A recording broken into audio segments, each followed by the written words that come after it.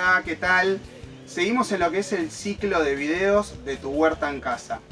Si recuerdan el video anterior, vimos todo lo que son recursos para hacer la huerta en casa, planificación de la huerta, en qué lugar de nuestra casa o de nuestro jardín vamos a hacer nuestra huerta, y vimos lo que es siembra directa y siembra en el masivo. Hoy toca aprender lo que va a ser el trasplante de las especies a su lugar definitivo. Lo primero que tenemos que saber es que el trasplante se realiza en especies de hoja cuando la planta tiene de 3 a 4 hojas verdaderas. Bueno, ¿y qué decimos cuando decimos hojas verdaderas? Hojas verdaderas son, acá tenemos una planta de remolacha, son hojas que, si bien son pequeñas, ya tienen la forma de lo que va a ser la hoja definitiva o lo que nosotros vamos a consumir de la planta. No nos confundamos con estas pequeñas hojas que son las primeras que salen apenas germinan nuestras semillas, que esas son los cotiledones, ¿está bien? Esas hojitas, estas pequeñas hojitas, no las contamos como hojas verdaderas, empezamos a contar a partir de la tercera hoja que sale de estas, ¿no? Estas son los cotiledones, esta chiquitita va a ser nuestra primera hoja, y así sucesivamente hasta contar 3 a 4 hojas verdaderas. Los cotiledones ya están diferenciados en la semilla, están dentro del embrión de la semilla. La planta va a vivir gracias a estas pequeñas hojitas en los primeros momentos de vida, digamos, hasta que empieza a sacar sus hojas verdaderas. Entonces, el trasplante en especies de hoja es de 3 a 4 hojas verdaderas, tanto sea una remolacha, una espinaca, una selga o una lechuga. En lo que son especies de fruta o de tallo, tenemos que considerar, acá tenemos una cebolla de verdeo, tenemos que considerar que el trasplante se realiza cuando la base de la planta tiene el grosor de un lápiz, ¿está bien? Tiene el grosor de un lápiz.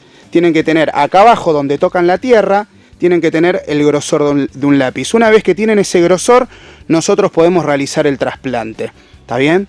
Entonces, en lo que es hoja, de 3 a 4 hojas verdaderas, ¿está bien? Acuérdense de no contar los cotiledones. Y en lo que es tallo o fruta, ¿está bien? En esta época puede ser lo que es puerro, cebolla de verdeo, arvejas, habas, tienen que tener el grosor de un lápiz en la base del tallo. Entonces, es importante saber a cuántas hojas verdaderas y a qué grosor vamos a trasplantar nuestras especies.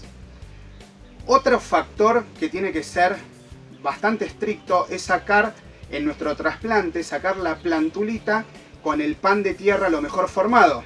Esto, si lo hago en un vasito o en una bandeja, es mucho más fácil que si mi plantinera yo la tenía hecha en un cajón o en una superficie de tierra. Ahí voy a tener que tener el recaudo de sacar con una cuchara o sacar con una palita el pan de tierra lo mejor formado. Acuérdense que el trasplante se recomienda hacerlo a la tarde-noche, ¿está bien? Si yo un trasplante ahora en el invierno lo hago al mediodía, donde el sol está más fuerte, lo más probable es que la planta se estrese, se deshidrate y se achicharre un poquitito y después le va a costar restablecerse.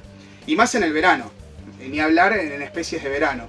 En especies de verano, si yo lo hago a la mañana temprano pensando que está fresco, a las 10 de la mañana quizás ya hace 30 grados de temperatura y la planta se va hasta morir o va a perder hojas. Entonces lo importante es el horario del trasplante. Por lo general se recomienda la tarde-noche. El trasplante en el lugar definitivo, obviamente que tengo que respetar el distanciamiento de la especie. Eso se puede sacar de los calendarios, si van cada 20, cada 15, cada 10 centímetros o más. Y en el lugar donde yo voy a trasplantar, obviamente tengo que hacer el pocito para meter mi pancito de tierra. Y si puedo tapar con la mejor tierra que tenga, si es lombricompost, compostaje que yo hago en casa, mucho mejor. Ahora vamos a hablar un poquito de cómo hago el trasplante si hice siembra directa, ¿está bien? Lo que estuvimos hablando hasta ahora es de mi almaciera a mi lugar definitivo. Si yo hago siembra directa, tenía dos opciones, acuérdense, en siembra directa. Siembra directa por golpe, donde ya tenía el distanciamiento de la especie, o siembra directa en chorrillo. Si yo hago siembra directa por golpe, acuérdense que se recomendaba poner de 2 a 3 semillas por golpe para asegurarnos la germinación.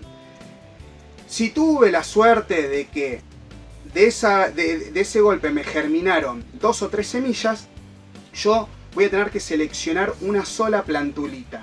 ¿Y qué voy a hacer con la otra?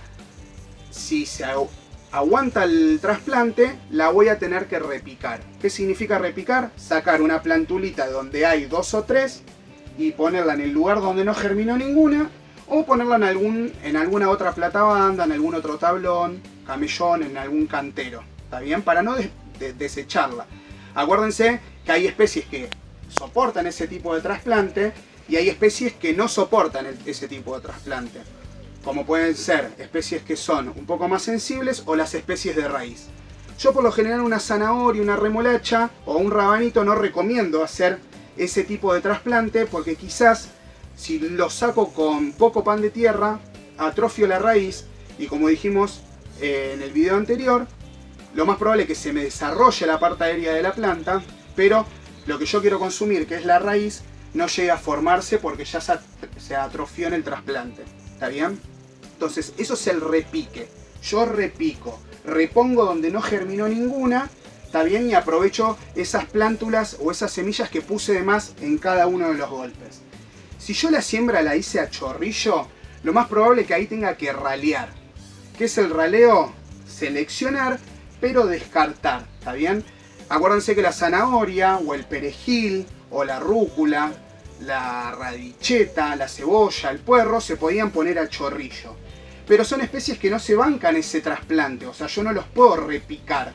Entonces voy a tener que seleccionar plantulitas e ir descartándola. Por eso en ese tipo de siembra tengo que tener mucho cuidado la densidad de semillas que yo voy a poner. Si pongo mucha cantidad de semillas y después me germina todo, es un desperdicio de semillas, porque voy a tener que estar sacando plantulitas y cuando las quiera trasplantar no van a soportar el trasplante. Entonces voy a tener que ralear. Selecciono y descarto. Otra cuestión que tenemos que tener en cuenta cuando hacemos nuestro trasplante es qué especies voy a poner en el cantero, en el tablón, en el camellón, en la platabanda. En este caso puedo imitar procesos naturales, ¿está bien? En este caso se llaman asociaciones. ¿Y qué son las asociaciones?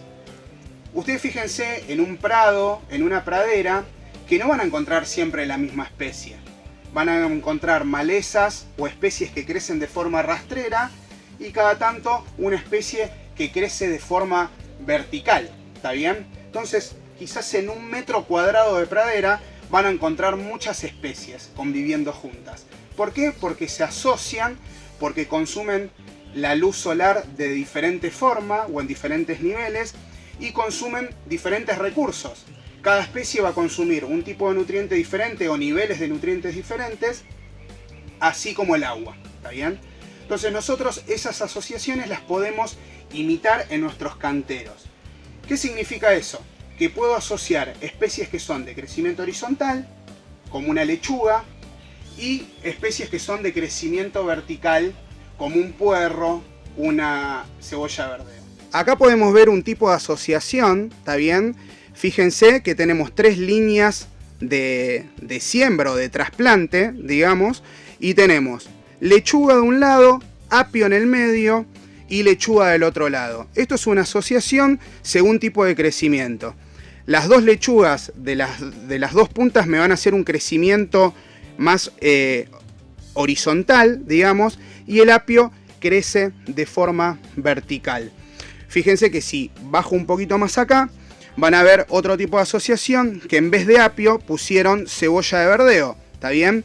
Acá podríamos haber puesto más cantidad de cebollas de verdeo por el espacio que ocupan, ¿está bien? Pero como hay un mulching, digamos, de producción, fue medio imposible. Pero imagínense que si yo no tengo este nylon, podría poner una lechuga, otra lechuga, y acá me entrarían unas 4, 5, 6 cebollas de verdeo o apios tranquilamente, ¿está bien? Asociación de especies horizontales, de crecimiento horizontal, con especies de crecimiento vertical. Acá tenemos otro tipo de asociación, que son asociaciones entre especies que van a ser comestibles de mi interés y especies que van a cumplir un rol en la huerta. ¿Está bien? Tenemos una línea de lechugas y acá en la punta tenemos caléndulas. ¿Está bien? Lo que hace la caléndula es una planta que se usa como repelente de diferentes insectos y además las flores atraen lo que son insectos benéficos. ¿Está bien? Fíjense que se pueden usar o flores o aromáticas en las puntas de los canteros o platabandas, o cada tantas especies o plantitas de mi interés voy poniendo aromáticas, o se puede hacer esto también. Fíjense que acá dejaron florecer 2 plantas de lechuga. Esto por lo general son plantas trampas, se llaman, ¿está bien? Se dejan florecer, primero porque se pueden digamos, utilizar las semillas que se sacan de acá, pero las flores lo que van a hacer es van a atraer ciertos insectos, tantos benéficos como no. Quizás lo más probable es que si hay pulgones, el pulgón en vez de elegir la planta que está chiquitita de lechuga, se va a venir a lo que son estas flores, ¿está bien? Entonces son también asociaciones, ¿está bien?, estratégicas que se van realizando para combatir insectos, ¿está bien? No solamente de crecimiento, fíjense que acá también cada tanto dejaron una lechuga florecer, ¿está bien? Esto tiene un propósito. Y así como está esta planta, yo podría tener mi platabanda, digamos, de especies y cada tanto tener, digamos, una planta aromática. Así como vimos este tipo de asociaciones, hay muchísimas asociaciones que pueden leer y pueden hacer en su casa. En verano, la asociación más típica que existe es cada 2 plantas de tomate, una de albahaca. ¿Por qué? Porque la albahaca, al ser una aromática, también repele lo que es insectos.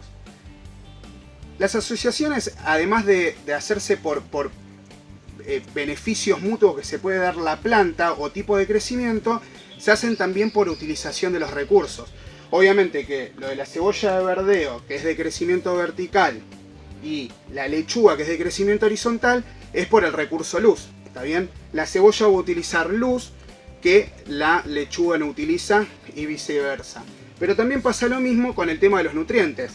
Lo más probable es que la lechuga tenga un requerimiento nutricional de un tipo totalmente diferente al de la cebolla de verdeo o el puerro. ¿Está bien? Entonces puedo ir inventando. No necesariamente tengo que poner toda la lechuga acá, toda la espinaca acá, toda la cebolla acá, como estamos acostumbrados a ver en la huerta.